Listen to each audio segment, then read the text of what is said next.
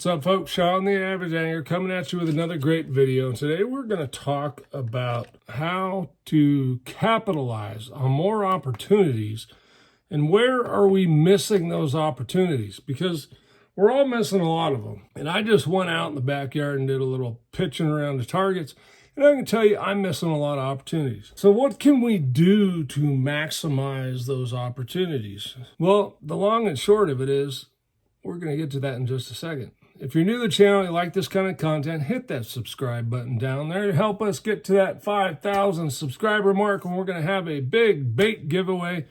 You got to be a subscriber to be eligible, so you'll want to be in the mix. Okay, so today we're talking about essentially accuracy, okay? Casting accuracy, hitting our targets and hitting our targets softly, quietly. We want to enter that water as quietly as possible. Why? Number one reason, we don't want to alert anybody that we're coming into the house. If you can drop that bait in and it's a foot deep of water, okay, that's a foot. If you hit this top water really hard, you've just spooked that fish most likely. He's darting off and taking off out of it. However, if you can slinky that bait down in there nice and quiet, and that bait just falls in front of him, doesn't spook him off, he's most likely going to react to that bait, even if it's from a defensive stance, and eat it. So this is why it's important. Now, if we are long or we're off to the side, we're hitting tulies, we're hitting bulrushes, reeds, whatever you guys call them, wherever you're at. Could be dock pilings. Could be any sort of hard structure that we didn't intend to hit. That fish is now alerted. So the first place we want to learn to do this accurately is really with our flipping and pitching. As you'll see in the video coming up, I'm pretty good at flipping. Flipping is using a fixed amount of line, right? So you pull it out sideways in your hand, you flip out there, you feed the line. That's pretty simple. If you're not good at that, get good at that, because this is going to translate from one to the next to the next. Once we're good at flipping to our targets, which is a shorter distance, right? It's a fixed amount of line. It's as much line as we can hold in the rod and flip it out to a target. So generally, if you're using a 7.5 foot flipping stick, it's going to be somewhere around 15 foot, right?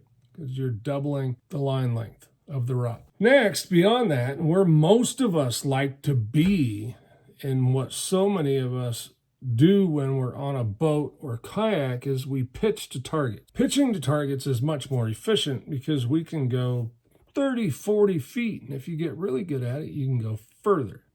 But I would say 30 feet is a pretty good target, okay? That's a boat and a half. It's a pretty good distance away. All right, what's happening, folks? We are going to spend a little time practicing our flipping and pitching, mostly pitching. Now, one of the things you want to do when pitching, you want to lay that bait in there softly, meaning no splash, just hover it over and drop it, okay? I'm not doing a very good job here, to be honest, but the more you practice at this, the more automatic it will get. That was pretty soft. Okay, and you don't want to hit the pole or think of the pole as the tulies. That was nice and soft, but I was short. If you hit something, you're alerting them that you're there. So you want to sneak it in there nice and quiet, like, there we go. That was quieter. So you're flipping the bait out, and then you're thumbing the spool to slow it down and hover it. Bingo, huh? Right in the hole. We want to be within 6 inches of that. So I realize not everybody's going to have a putting green in their backyard, which is fine. You can set up targets in your driveway, in your garage, in your, heaven forbid your wife hears me say this, but your living room.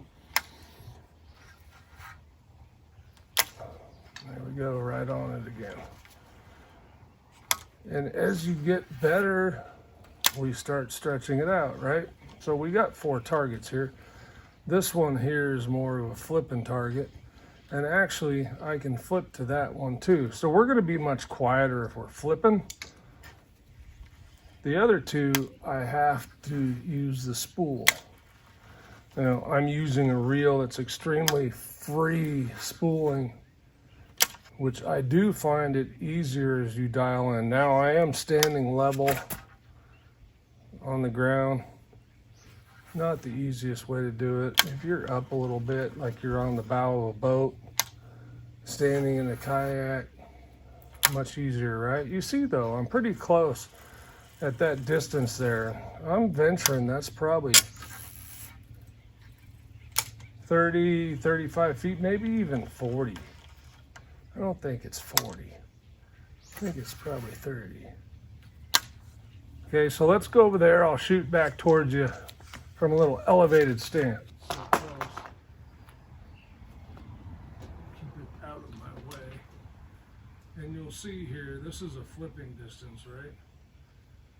Flipping distance, you should always be flip because you're going to be much quieter.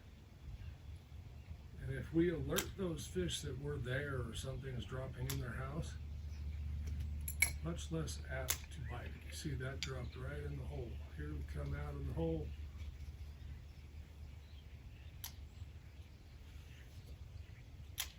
Nice soft landing. We were 4 inches off to the right, but I'm rusty. I haven't practiced in years.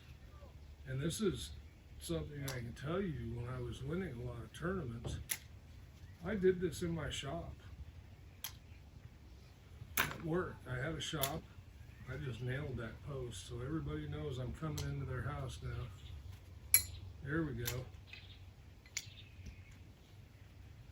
All right, I got a little overrun. I gotta get out here. So just set up 3-4 targets of varying length. Look at that. See, as you start to dial in, it's going to become a little more automatic for you.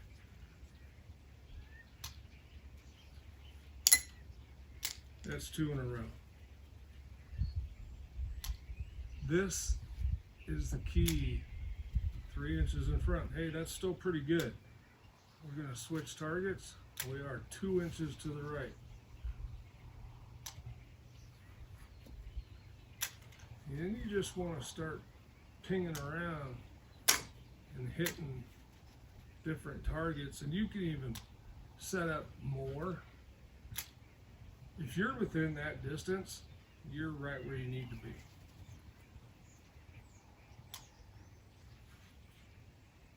A little short there. So we're going to get right. Oh, I stopped that one. That was all on me. I had the perfect pitch. And I'm just putting too much thumb on the spool. So you got to use the thumb.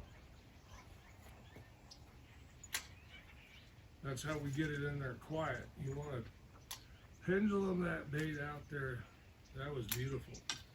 Fast enough, and then use your thumb, not to make it drop. You want to use that thumb to stop, slow it down, and watch this. Yeah, okay. Wherever we need to be. And then as you get better with this, you'll just reel up out of the water. The pendulum's already starting, and we're gonna get it right back out there. Every second we can save can amount to a few extra pitches in a day. As you can see, I'm starting to groove here, right? Starting to groove. So, you know, you do this for 10, 15 minutes a day. It doesn't take a lot of time, man. You do 15 minutes a day, 3-4 days a week, and pretty soon you're going to be hitting these things every single time. And that's key. I mean, that's not wasting casts. That's not alerting the fish you're there. It's dropping it in his house. Ultra quiet. That was a really good one.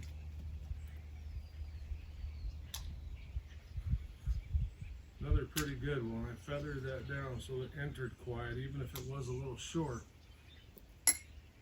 There we go. All right. So practice makes perfect. You don't have to be on the water to do this. That's the beauty of it.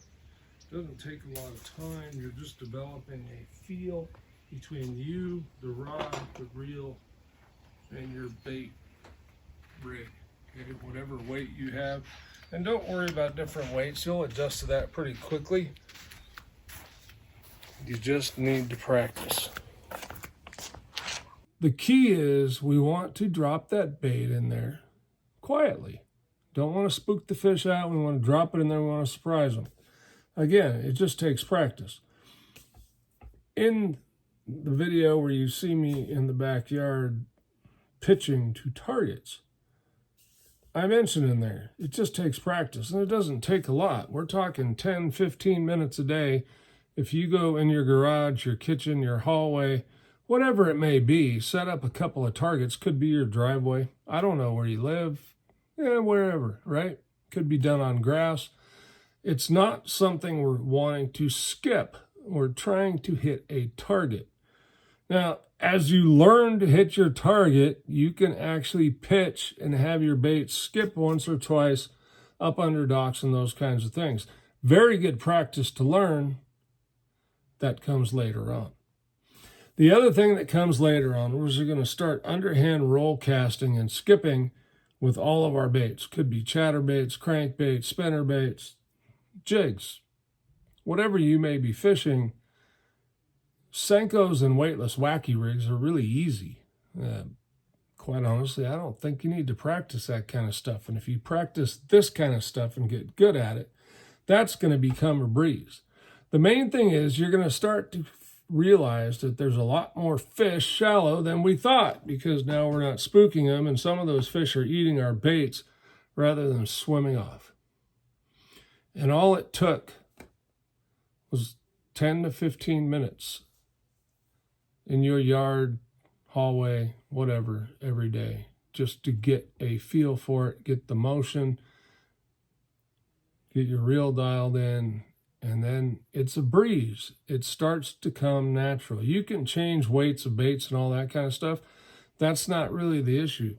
The issue is getting the motion and the feel down. And for me, when you get old eyes like me, hey, my eyes, distance-wise, aren't the best. I probably need a new prescription on my glasses. But as you'll see in the video, I hit some targets pretty darn good. All right, guys, so number one, not everybody has a putting green in their backyard, nor do you need one. All we need is targets. Just simple for me, because I don't have to put anything out. I can just use the holes, right? I can even set some other things down just to use them for more targets at different lengths. The point is that you just go out and practice hitting a target. Could put this down. I could put down a little square Tupperware that'll piss my wife off when she gets home and sees me pitching a bait into it. Could be a small cardboard box from Tackle Warehouse. It doesn't really matter what it is. It's just a target. That's it. You can draw a circle on the ground, whatever you need to do. I'm telling you, this is going to really improve your fishing. You're going to get a lot more catches, because casting is probably one of the most overlooked skills when it comes to fishing. We're not talking about overhand casting to a rock pile out in the middle of the lake. There's nothing in the way to hit. This is hitting targets that are high percentage spots, shallow water, where there's always fish. You just need to be able to take advantage of them. So get out there and practice today. Do it again tomorrow. Keep on doing it until you get good. If you're on the water every day, more power to you. But for those working guys of us that have to go to work every day, and we might get out to the lake, the delta, wherever, the river, once a week, it's a lot harder to stay sharp. But I think you'll find that this little bit of practice goes a long ways. I'm Sean, the Average Angler. Thanks for watching. We'll see you on the next one.